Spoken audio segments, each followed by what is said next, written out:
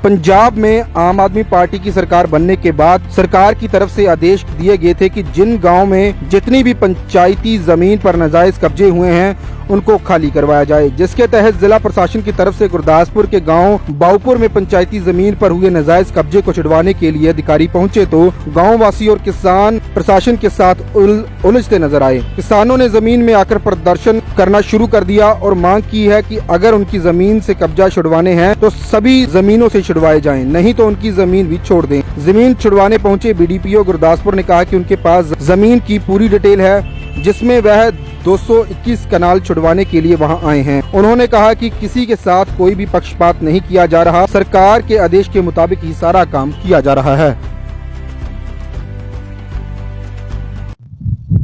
देखो जी, साडे पिंड च करीब 20 ਤੋਂ 25 किले पैली जिहड़ी आ ਉਹ पंचायत दी आ, ਜਿਹਦੇ ਤੇ ਲੋਕਾਂ ਦਾ ਨਜਾਇਜ਼ ਕਬਜ਼ਾ ਸੀ। ਸਰਕਾਰ ਦੇ ਹੁਕਮ ਨਾਲ ਇਹ ਜਿਹੜਾ ਕਬਜ਼ਾ ਹਟਾਇਆ ਜਾ ਰਿਹਾ।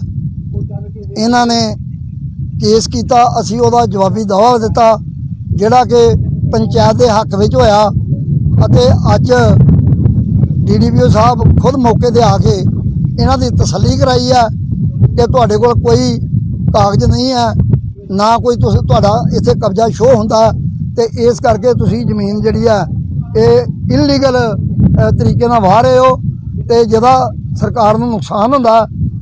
सरकार दा नुकसान रोकण वास्ते ये तुहानूं छड्ड देनी चाहीदी आ, पर कुछ शरारती अंसर अनोख सिंह वर्गे जिहड़े कामरेड हैगे ने हुण किसान वेखना कही जाते ने, सानू नहीं पता किहड़े किसान वेखते ने, पर इन्हां ने कई जगह जाके झगड़े फसाद करवाए ने अते लोकां दीयां नजायज़ जमीनां जिहड़ियां ओह हड़प करन दी कोशिश कीती है। इस तरह ही अज पिंड बाऊपुर जट्टां विच भी ये आए ने ते आके ते धक्का कर रहे ने कि ये जमीन जिहड़ी आ जिन्हां दे कोल नजायज़ कब्जा उन्हां दे थल्ले ही रहन देनी आ, असीं ये जमीन पंचायत नूं नहीं वाहण देनी, जिहड़ी कि प्रशासन की भी तौहीन है ते पंचायत की भी तौहीन है। पिंड बाऊपुर दा जमीन जिहड़ी आ जो भगवंत मान ने जिहड़ा काम रंभिया आबादकारां कोल मालकी दे हक खोण दा जिहड़ा प्रक्रिया शुरू कीती आ, उस प्रक्रिया तो पहलां दी प्रक्रिया चल रही है।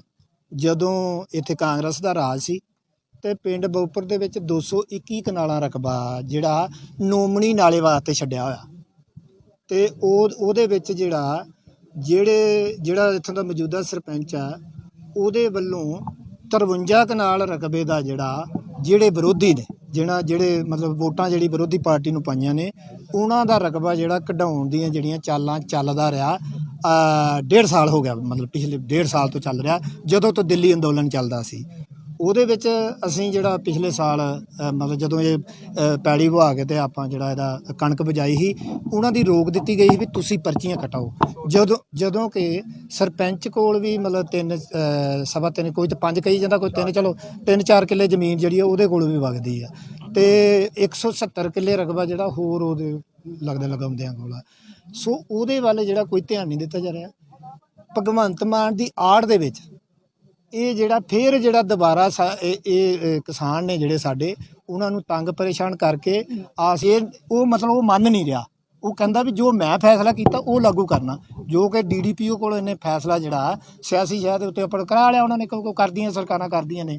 ਪਰ ਅਸੀਂ ਇਹਦਾ ਵਿਰੋਧ ਕਰਦੇ ਹਾਂ ਕਿ ਇਹਨਾਂ ਨੂੰ ਕਿਉਂ ਬੇਦਖਲ ਕੀਤਾ ਜਾਵੇ, ਜਦੋਂ ਕਿ ਇਹਨਾਂ ਕੋਲ ਕਿੱਲਾ ਮਤਲਬ 9 ਪਰਿਵਾਰ ਨੇ ਤੇ 8 ਕਿੱਲੇ ਜ਼ਮੀਨ ਆ, ਤੁਸੀਂ ਉਹਨੂੰ ਡਿਵਾਈਡ ਕਰ ਲਓ ਕਿੰਨੀ ਬਣਦੀ ਆ।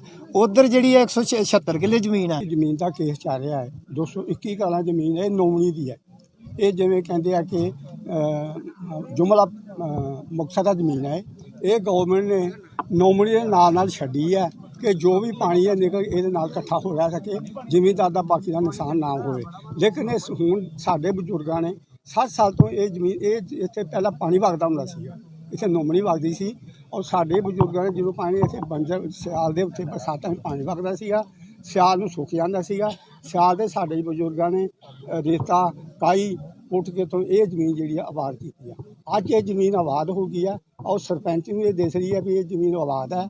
ਇਹ ਕਿਸੇ ਦੇ ਨਾਂ 'ਤੇ ਬੋਲੀ ਕਰਾ ਕੇ ਆਪ ਬਾਉਣਾ ਚਾਹੁੰਦਾ ਹੈ ਜ਼ਮੀਨ ਨੂੰ। ਅੱਗੇ ਵੀ ਪੰਚਾਇਤ ਦੀ ਜ਼ਮੀਨ ਨੇ ਬੋਲੀ ਕਿਸੇ ਨਾਂ 'ਤੇ ਹੁੰਦੀ ਹੈ, ਲੇਕਿਨ ਕਬਜ਼ਾ ਇਹਨੇ ਕੀਤਾ ਹੋਇਆ 3.5 ਕਨਾਲ ਜ਼ਮੀਨ ਪੰਚਾਇਤ ਦੀ ਹੈ।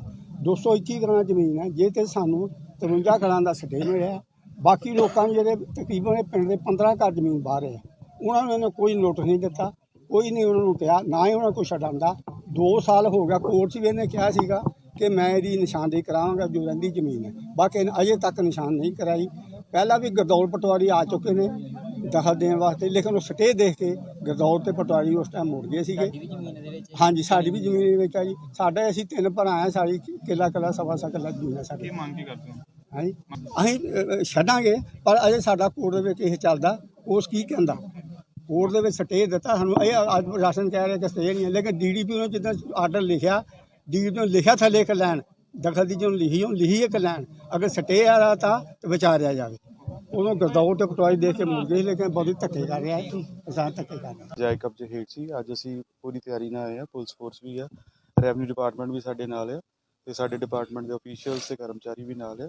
ਅੱਜ ਇਹ ਕਬਜ਼ਾ ਅਸੀਂ ਛਡਾਉਣਾ ਹੈ। ਕੁੱਲ ਸਰ ਕਿੰਨੀ ਜ਼ਮੀਨ ਹੈ? 221 ਕਨਾਲ 8 ਮਰਲੇ। ਕਿੰਨੀ ਛਡਾ ਰਹੇ ਹੋ? ਅਸੀਂ ਸਾਰੀ ਜ਼ਮੀਨ ਦਾ ਹੀ ਦਖਲ ਲੈਣਾ ਹੈ ਜੀ ਅੱਜ। ਕਿਸਾਨਾਂ ਵੱਲੋਂ ਦੋਸ਼ ਲਗਾਇਆ ਜਾ ਰਿਹਾ ਪਿੰਡ ਵਾਸੀਆਂ ਵੱਲੋਂ ਕਿ ਇਹਦੇ ਵਿੱਚ ਜੋ ਆ ਪੱਖਪਾਤ ਕੀਤਾ ਜਾ ਰਿਹਾ ਵਾ, ਕੁਝ ਲੋਕਾਂ ਕੋਲ ਨਜਾਇਜ਼ ਜ਼ਮੀਨ ਆ ਉਹਨਾਂ ਕੋਲ ਨਹੀਂ ਛਡਾਈ ਜਾ ਰਹੀ। ਤੇ ਇਹੋ ਜਿਹਾ ਕੋਈ ਪੱਖਪਾਤ ਨਹੀਂ। ਜੋ ਅੱਜ ਦਾ ਜੋ ਸਾਡਾ ਫੈਸਲਾ ਉਹ 'ਚ 221 ਕਨਾਲ ਆ ਤੇ 8 ਮਰਲੇ ਆ, ਜਿਵੇਂ ਕਿ ਮੈਂ ਦੱਸਿਆ। ਇਸ ਤੋਂ ਇਲਾਵਾ ਅਸੀਂ ਹਰ ਬਲਾਕ 'ਚ ਅਸੀਂ ਅਨਾਉਂਸਮੈਂਟਸ ਵੀ ਕਰਾਉਂਦੇ ਆ, ਲੋਕਾਂ ਨੂੰ ਨਿੱਜੀ ਤੌਰ ਤੇ ਪ੍ਰੇਰਿਤ ਵੀ ਕਰਨੇ ਆ। ਜੇ ਇਸ ਤੋਂ ਇਲਾਵਾ ਵੀ ਕੋਈ ਰਕਬਾ ਹੈ ਸਾਡੇ ਅਫੀਸ਼ੀਅਲਸ ਦੇ ਧਿਆਨ ਵਿੱਚ ਆਉਂਦਾ ਹੈ, ਸਾਡੇ ਧਿਆਨ 'ਚ ਆਉਂਦਾ, ਜਾਂ ਜਿਵੇਂ ਕਿ CM ਸਾਹਿਬ ਨੇ ਅੱਜ WhatsApp ਨੰਬਰ ਵੀ ਜਾਰੀ ਕਰਤਾ, ਸਾਡੇ ਧਿਆਨ 'ਚ ਲਿਆਇਆ ਜਾਵੇ, ਸੋ ਡੈਟ ਅਸੀਂ ਕਾਨੂੰਨੀ ਪ੍ਰਕਿਰਿਆ ਨੂੰ ਬੇਦਖਲੀ ਕਰਾਂਗੇ।